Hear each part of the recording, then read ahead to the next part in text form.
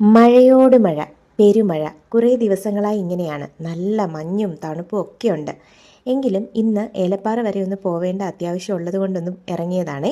അപ്പോൾ കാര്യം എന്താണെന്ന് വെച്ചാൽ, ഞങ്ങളുടെ ഒരു സുഹൃത്തിൻ്റെ കുഞ്ഞിൻ്റെ ബർത്ത്ഡേ ആണ്. അപ്പോൾ അവന് കുറച്ച് ഗിഫ്റ്റൊക്കെ വാങ്ങിക്കാൻ വേണ്ടിയിട്ട് ഇറങ്ങിയതാണ്. കുഞ്ഞൂസ്, അതായത് നക്ഷത്രക്കുഞ്ഞ്, അവനെ കൊച്ചുണ്ടാപ്പി എന്നാണ് വിളിക്കുന്നത്. അപ്പം അവന് വേണ്ടിയിട്ട് സ്പെഷ്യൽ ഗിഫ്റ്റൊക്കെ വാങ്ങിക്കാൻ ഇറങ്ങിയ കൂട്ടത്തിൽ ഞങ്ങൾ സഹ്യാദ്രി ആയുർവേദ ഹോസ്പിറ്റൽ വഴി ഒന്ന് കയറി. അവിടേക്കൊന്ന് ഡീവിയേറ്റ് ചെയ്ത് കയറണം. നമ്മൾ കുട്ടിക്കാനം ഏലപ്പാറ റൂട്ടിൽ MBC കോളേജിന് പോകുന്ന വഴിക്കാണ് ഇതൊരു സുഖചികിത്സാ കേന്ദ്രം എന്ന് പറയാം. അതായത് ബ്രിട്ടീഷുകാർ അവരുടെ കാലത്ത് അവർക്ക് സുഖചികിത്സയ്ക്ക് വേണ്ടിയിട്ട് പണി കഴിപ്പിച്ച ആശുപത്രിയാണ്. ഇവിടെ നമ്മുടെ ഒരു സുഹൃത്ത് ട്രീറ്റ്മെൻറ്റിന് വേണ്ടിയിട്ട് വന്നിട്ടുണ്ട്. അപ്പോൾ അദ്ദേഹത്തെ കാണാൻ വേണ്ടിയിട്ടാണ് നമ്മൾ പോകുന്നത്. ഇതിനകത്തേക്ക് കയറി കഴിഞ്ഞിട്ടുണ്ടെങ്കിൽ വളരെ മനോഹരമായിട്ട് ഉള്ളൊരു സ്ഥലമാണ്. ഇപ്പോൾ ഈ മഴയുടെ സമയവും കൂടെ ആയത് കാരണം മഴയും കാറ്റും മഞ്ഞും ഒക്കെ കൂടി ഇടയ്ക്കിടയ്ക്ക് ഇങ്ങനെ കോടമഞ്ഞിറങ്ങും. നല്ല തണുത്ത കാറ്റ്, വളരെ രസമാണ് ഇവിടെ ഇരിക്കാനും. ഇവിടുത്തെ കാഴ്ചകളും ആ ഒരു ട്രഡീഷണൽ രീതിയിലുള്ള ഒരു ആംബിയൻസും ഒക്കെ നമുക്ക് ഇവിടുന്ന് തിരിച്ചു പോകാനേ തോന്നത്തില്ല. അത്രയ്ക്കും രസമാണ് ഇവിടെ ഇരിക്കാൻ. കവിതകൾ എഴുതാനും എഴുത്തുകാർക്കൊക്കെ ആണെന്നുണ്ടെങ്കിൽ ഇതിലും പറ്റിയൊരിടം വേറെ ഉണ്ടാകുമെന്ന് തോന്നുന്നില്ല. അതുപോലെ പുസ്തകങ്ങളൊക്കെ വായിക്കാനൊക്കെ ആണെങ്കിലും പാട്ട് കേൾക്കാനും ഒക്കെ തോന്നുന്ന വളരെ നല്ലൊരു ആംബിയൻസ് ഉള്ളൊരു സ്ഥലമാണിത് കേട്ടോ. അപ്പം ഞങ്ങൾ നമ്മുടെ സുഹൃത്തിനെയൊക്കെ കണ്ടു, കുറേ നേരം സംസാരിച്ചു, കുഞ്ഞ് പാട്ടൊക്കെ പാടി കേൾപ്പിച്ചു. അദ്ദേഹം കുറേ കഥകളും കവിതകളും ഒക്കെ പറഞ്ഞു. അദ്ദേഹം ഒരു എഴുത്തുകാരനും കൂടിയാണ്. അപ്പോൾ കുറേ നേരം അവിടെ ഇരുന്ന് സംസാരിച്ചിട്ട് പിന്നെ ഞങ്ങൾ വീണ്ടും അവിടെ നിന്ന് ഇറങ്ങി ഏലപ്പാറയിലേക്ക് പോവുകയാണേ. ഏലപ്പാറയ്ക്ക് പോകുന്ന വഴിയുള്ള വെള്ളച്ചാട്ടങ്ങളെല്ലാം പുനർജനിച്ചിട്ടുണ്ട്. കഴിഞ്ഞ ദിവസങ്ങളിലൊക്കെ നമ്മളിത് വരണ്ട് കിടക്കുന്നതായിട്ട് കണ്ടിട്ടുണ്ടായിരുന്നു. മഴയ്ക്ക് മുമ്പ് ഒരു തുള്ളി വെള്ളം പോലും ഇല്ലായിരുന്നു. പക്ഷേ മഴ ഇങ്ങനെ നിന്ന് പെയ്തു തുടങ്ങിയപ്പോഴേക്കും എല്ലാ വെള്ളച്ചാട്ടങ്ങളും വീണ്ടും പുനർജനിച്ച് അതിശക്തമായിട്ട് തന്നെ തിരിച്ചു വന്നിട്ടുണ്ട്. അതും മനോഹരമായ കാഴ്ച തന്നെയാണ്. അങ്ങനെ ഞങ്ങൾ സമ്മാനമൊക്കെ വാങ്ങിച്ച് തിരിച്ചു വന്ന് ഇനി കൊച്ചുണ്ടാപ്രിയുടെ വീട്ടിലേക്കുള്ള യാത്രയിലാണ്. ഇതൊരു മലയുടെ മുകളിലാണ് കേട്ടോ. പീരുമേട്ടിൻ്റെ ഉൾവഴികളെല്ലാം എന്ന് പറഞ്ഞാൽ മലയുടെ മുകളിലും അല്ലെങ്കിൽ മലയുടെ താഴ്വാരങ്ങളിലും ഒക്കെ ആയിട്ടാണ്. നമ്മൾ പോകുന്ന വഴിക്ക് കോടതി കാണാം. പീരുമേട് കോടതി ഉണ്ട് അവിടെ. അതേപോലെ ഗവൺമെൻറ് ഓഫീസുകളെല്ലാം ഇവിടെ അടുത്തടുത്തൊക്കെ തന്നെയാണ്. വില്ലേജ് ഓഫീസും പഞ്ചായത്ത് ഓഫീസും എല്ലാം ഇവിടെ അടുത്തടുത്തൊക്കെ തന്നെയാണ്. അപ്പോൾ ആ ഒരു വഴി ഇങ്ങനെ കയറി നമ്മൾ വീണ്ടും മുകളിലേക്ക് പോയി കഴിയുമ്പോഴത്തേക്ക് അടുത്ത മലയിലേക്ക് കയറാൻ വേണ്ടിയിട്ടുള്ളൊരു വഴി ഉണ്ടാവും. അങ്ങനെ ഇത് അങ്ങ് ഏറ്റവും മേളിൽ ചെല്ലണം നമ്മൾ. ഇവിടുത്തെ മിക്ക വഴികളും ഇങ്ങനെ തന്നെയാണ് കേട്ടോ. ഒന്നെങ്കിൽ ഏറ്റവും കുന്നിൻ്റെ താഴെയായിട്ട് അല്ലെങ്കിൽ ഏറ്റവും മുകളിലായിട്ട് അങ്ങനെ നമ്മൾ കയറി പോവാണ്. ഈ ഒരു യാത്ര തന്നെ നമുക്ക് വിവരിക്കാൻ പറ്റാത്തത്ര ഒരു എന്താ പറയുന്നത് മനോഹരമായിട്ടുള്ള ഒരു യാത്രയാണ്. അതിനെന്താണ് ഒരു വിവരണാതീതമായ വാക്കുകളൊക്കെ നമുക്ക് പറയാൻ പറ്റില്ല. അത്രയും മനോഹരമാണ് ഇവിടുത്തെ കാഴ്ചകളും ഒക്കെ. സന്ധ്യാസമയത്ത് സൂര്യാസ്തമയം കാണണമെങ്കിലൊക്കെ, ഇപ്പം മഴക്കാലമായതുകൊണ്ട് സൂര്യാസ്തമയം അങ്ങനെയൊന്നും കാണാൻ പറ്റത്തില്ല, എപ്പോഴും മേഘാവൃതമായിരിക്കും.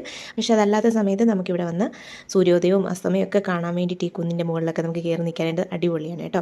കച്ചേരിക്കുന്നെന്നാണ് ഈ ഒരു സ്ഥലത്തിൻ്റെ പേര്. നമ്മൾ ഈ ഒരു റോഡ് ഇപ്പോൾ കുറച്ച് നാളായിട്ട് വീണ്ടും ഒന്ന് പുതുക്കി റെഡിയാക്കിയിട്ട്, എങ്കിലും വീതി കുറഞ്ഞ വഴിയാണ്. അതുകൊണ്ട് അധികം വണ്ടികളൊന്നും അങ്ങോട്ടും ഇങ്ങോട്ടും പോകാനൊക്കെ കുറച്ച് ബുദ്ധിമുട്ടാണ് കേട്ടോ. പ്രധാനമായിട്ടെന്ന് പറഞ്ഞാൽ കാട്ടാനയും കാട്ടുപോത്തും എല്ലാം ഇറങ്ങുന്ന സ്ഥലമാണ്. കാട്ടുപന്നിയുടെയൊക്കെ ശല്യമൊക്കെ ഉള്ള സ്ഥലമാണ്. ഇവിടെ കുറച്ച് വീടുകളൊക്കെ ഈ മലപ്രദേശത്ത് ഈ പ്രദേശങ്ങളെല്ലാം ഉണ്ട്.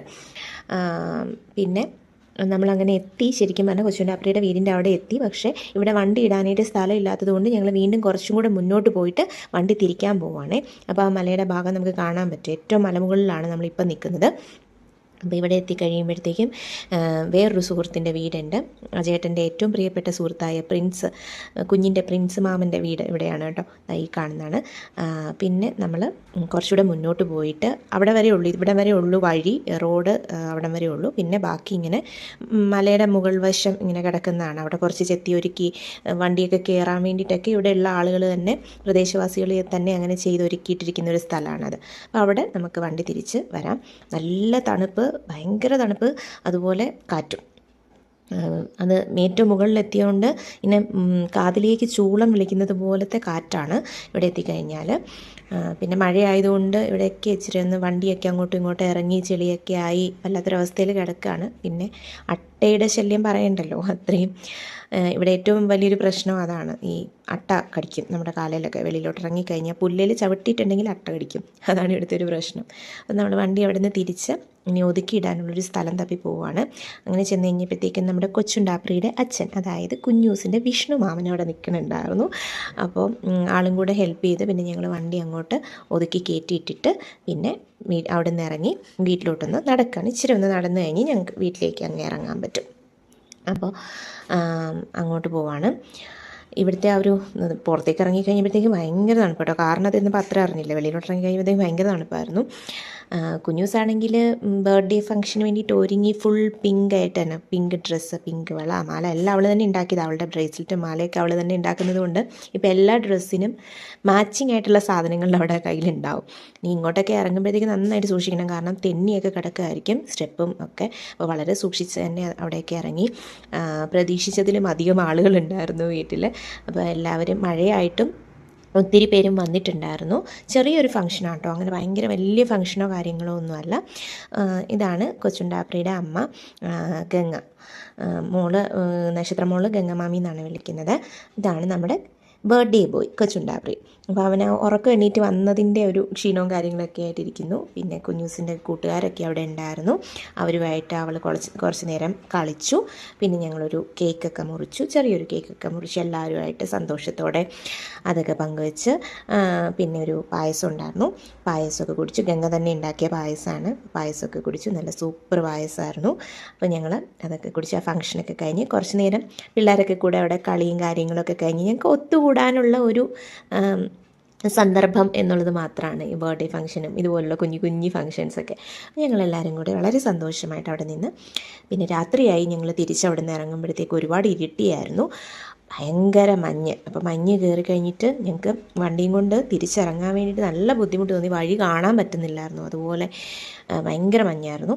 അപ്പോൾ പേടിച്ചാണ് വന്നത്. ശരിക്കും പറഞ്ഞാൽ ആനയൊന്നും കാണല്ലേ, കാട്ടുപോത്തിനെ കാണല്ലേ എന്നുള്ള പ്രാർത്ഥനയോട് കൂടിയിട്ട് ഒരു തവണ ഞങ്ങളിങ്ങനെ വന്നു കഴിഞ്ഞപ്പോഴത്തേക്കും മുള്ളംപന്നി വണ്ടിയുടെ നേരെ ഇങ്ങനെ കുറുകെ ചാടി ഇങ്ങനെ ഓടിപ്പോകുന്നത് കണ്ടിട്ടുണ്ടായിരുന്നു. അതുപോലെ ചില സമയത്ത് പാമ്പൊക്കെ ഉണ്ടാവും റോട്ടിൽ. പേടിച്ചാണ് ഈ വഴിക്കുള്ള യാത്ര മിക്കപ്പോഴും. അങ്ങനെ ഇന്നത്തെ ഒരു ദിവസം വളരെ മനോഹരമായിട്ടിങ്ങനെ എല്ലാവരോടും കൂടി ഒത്തുകൂടി സന്തോഷകരമായി കടന്നുപോയി.